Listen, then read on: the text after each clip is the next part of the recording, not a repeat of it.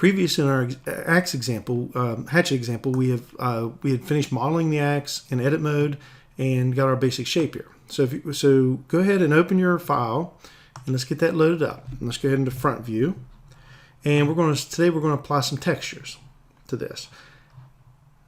Let's go ahead into edit mode, and we want to select anywhere on the head here, and we want to do Control L, and now select all the attached vertices to that vertex.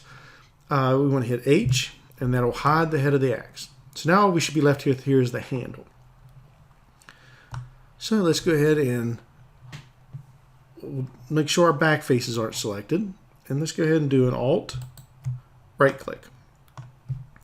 And we were trying to select this whole top here, but that didn't do it, so we're going to have to do Shift Alt right click too.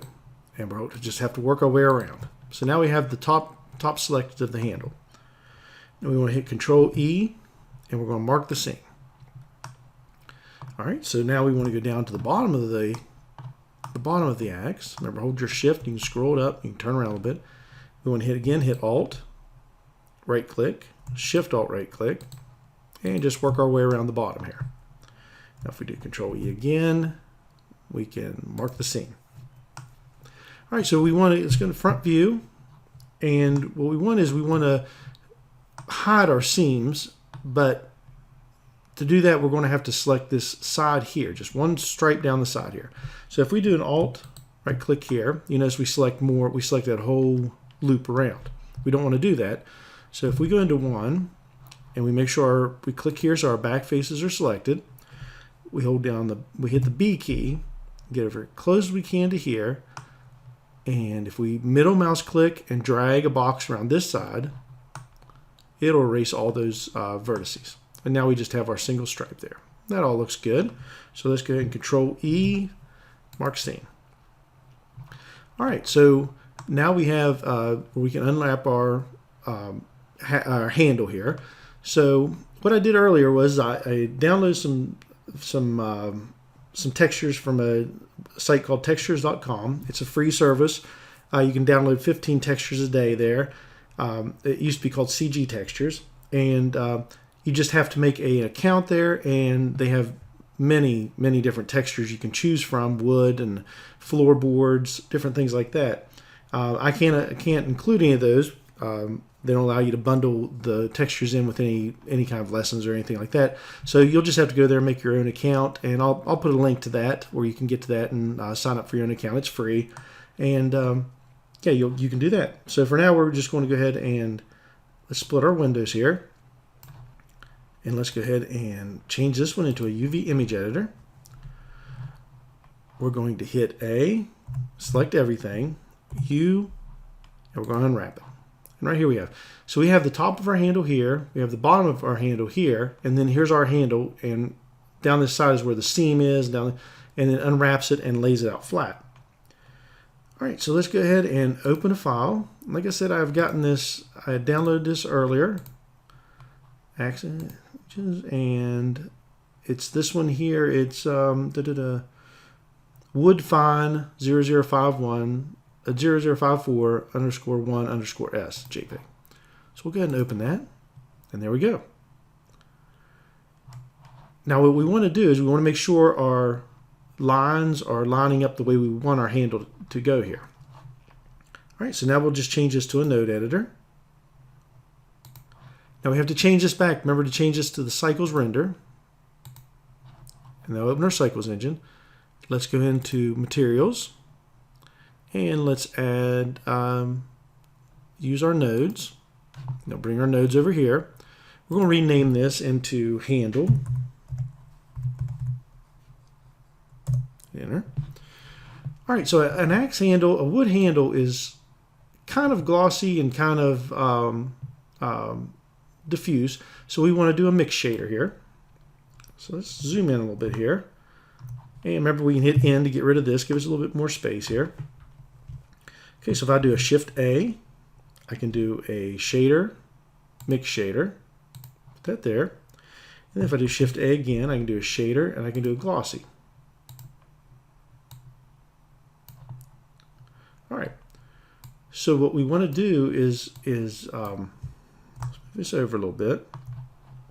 Let's do Shift A, and let's add our image texture in. Put this over here. Hook this color up to the color. We'll open our wood fine, our handle, and let's go ahead and do a UV. Remember down here your vector mapping. I'm sorry, wrong one. Shift A, and we want to do an input texture coordinate. And let's make some room here so we can, and we'll go UV down to here into our vector, blue into blue. All right, so now we have this set up. So now if we look at our rendered mode, there's our handle. Let's change our world settings a little bit. We'll use our nodes and we'll change this up to a little bit lighter. And this is very glossy, and it's also on the axe handle, but we'll take care of that. All right, so what we want to do here is, remember, if the number's all the way up, it does your bottom shader. If it's all the way down, it does your top shader. So we want a little bit of gloss on it. So let's say maybe a 0.1. Now I add a little bit of glossiness to it. And there we go. I think that's pretty good.